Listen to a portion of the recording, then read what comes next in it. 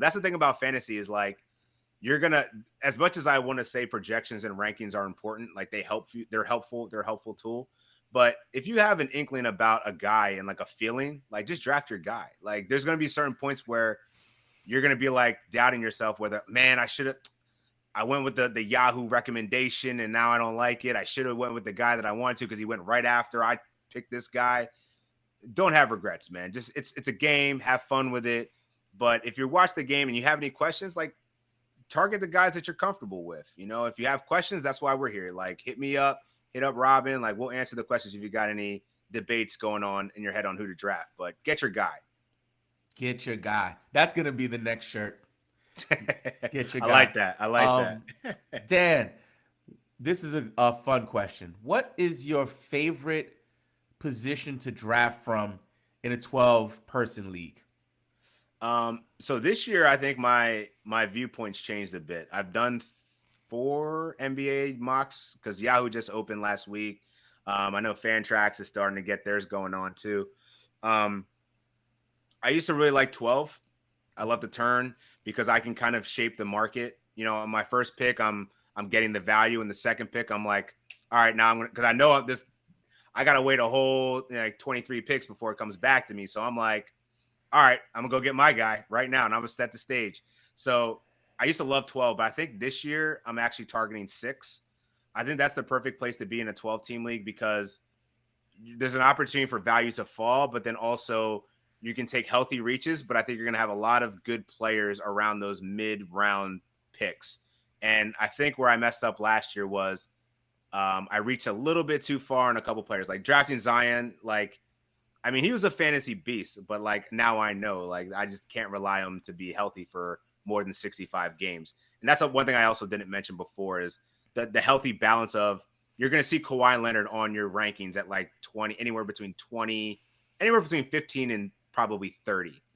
Rightfully so. Dude's a great basketball player, but you have to bake in the fact that man is probably not going to play 65 games in a season. So you got to think about the long term value of these players too. So, and also the contract situations. James Harden, he's already sliding down my rankings because I don't know what's going to happen with that situation with the Sixers.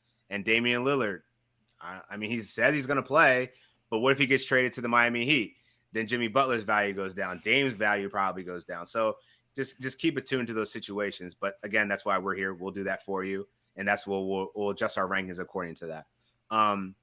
But yeah, I think the 6 is the best spot, man. Like that's where you're going to be able to execute getting a top end player in the top 6 picks. I think it gets a little subjective when you get to 7. It's like the Currys, the Durants, LaMelo Ball, Kyrie Irving's in the discussion.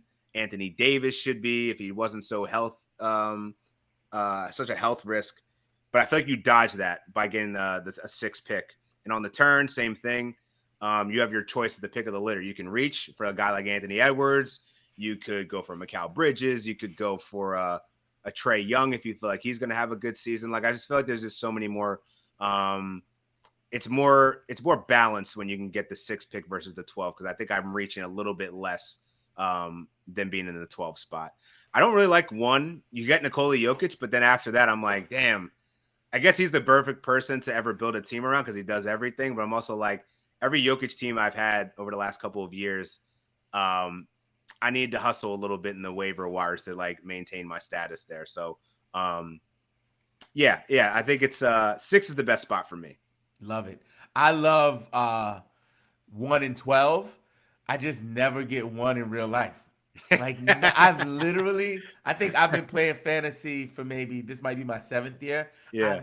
In a real draft, I've never gotten the first pick. So I got a lot more years to put in. So I didn't start in dial up. You know what I'm saying? Yeah. So I got. It's gonna happen. It's gonna happen at some point, and I just hope when it does happen, Nikola Jokic is still playing basketball because yes, I'm taking him. Yeah, with no hesitation. Don't mess that up. Don't get cute. Take Nikola Jokic.